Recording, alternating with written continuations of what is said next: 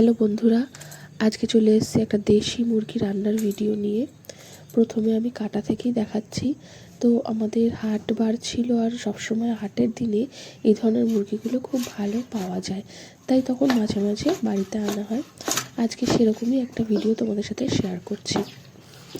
এখানে আমি ভালো করে কেটে ধুয়ে বেছে নিচ্ছি। আর দেখো, ডিম হয়েছে পেটে, তো অনেকগুলি বেশ ডিম হয়েছিল, তাই খুব সাবধানে ওটা কেটে পরিষ্কার করে নিলাম। এবারে মুরগিটা রান্না করার পালা। তো আজ যেহেতু কাটাটা আগের দিন হয়েছিল আর তারপরে ফ্রিজে রাখা হয়েছিল, তো মাংসটা একটু এক জায়গায় আটকে গেছে। তোমরা সবাই জানো কেমন থাকে, ফ্রিজে রাখলে কেমন হয়ে যায়। প্রথমে আমি একটু পেঁয়াজ ভেজে নেব। পেঁয়াজটাকে আমি একটু হালকা বেরেস্তা মতো করে তারপরে আমি মাংসটা তার মধ্যে দেবো। তো ওই জন্য আমি প্রথমে এই যে পেঁয়াজটাকে বেরেস্তা করে নিচ্ছি। বেশ অনেকটা টাইম লাগে বলে হয়তো কেটে কেটেই দেখছিলাম। এখানে আমি দিয়ে দিলাম মাংসটা।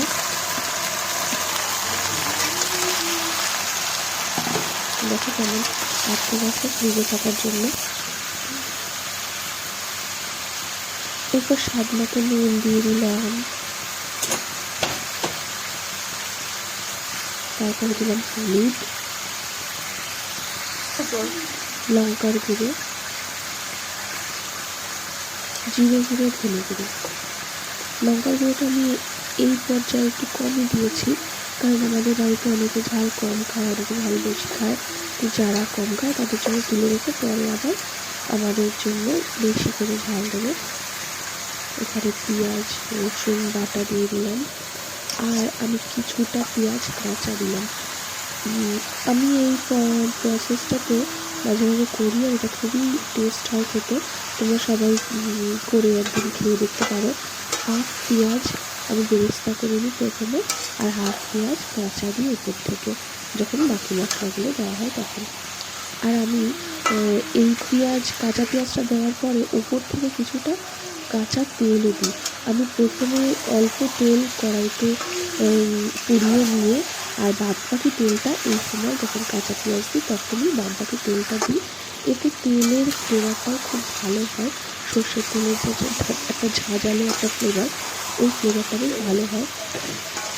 এটা বেসিক্যালি আমার খুব ভালো লাগে, আর এটা আমার দিদার রেসিপি। এইভাবে তেল ইউজ করা, এটা আমার দিদার রেসিপি।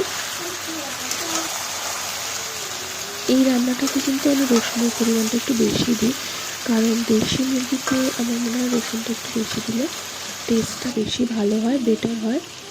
তাই আমি 1 টেবিল চামচ মতো রসুন দিয়েছি। এখানে আমি গোলমরিচ বেটে নিচ্ছি, কিছুটা গোলমরিচের গুঁড়ো দেবো।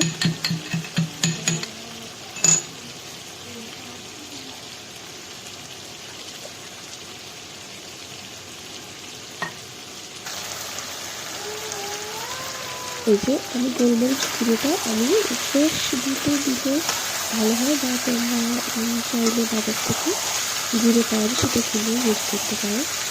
তবে আমার গলাটা খুব খারাপ, ওই জন্য একটু ভয়েসটা বাজে শোনা যাচ্ছে হয়তো। আসলে আমার কয়েকদিন ধরে খুব ঠান্ডা লেগেছে, গলাটা বসে আছে, ওই জন্য গলার আওয়াজটা এরকম হয়ে আছে। তো এরপর আমি আগের থেকে যে আলুটা ভেজে রেখেছিলাম সেটা দিয়ে দিলাম, নাহলে আলুটা সিদ্ধ হবে না।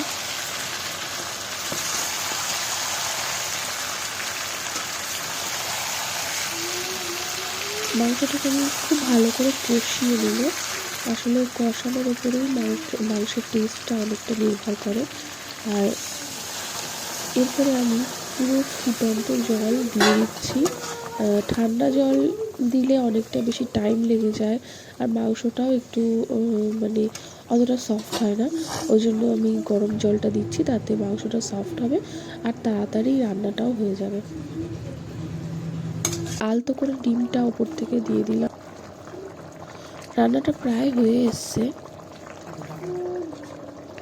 কিছুক্ষণ আমি ঢাকা দিয়ে সিদ্ধ হতে দেবো, আর সেই ফাঁকে আমি গোটা গরম মশলাগুলোকে একটু থেতো করে নেব।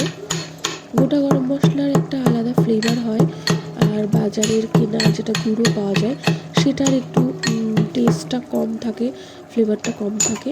ওই জন্য আমি মাঝে মাঝে এরকমভাবে দিই যখন হাতে সময় থাকে তখন। তো গোটা গরম মশলাটাও দিয়ে দিলাম। আর এখানে আমার রান্নাটা কিন্তু শেষ। ভিডিওটা ভালো লাগলে লাইক কমেন্ট শেয়ার করবে। আর আমি আবার অন্য একদিন অন্য রেসিপি নিয়ে আসবো।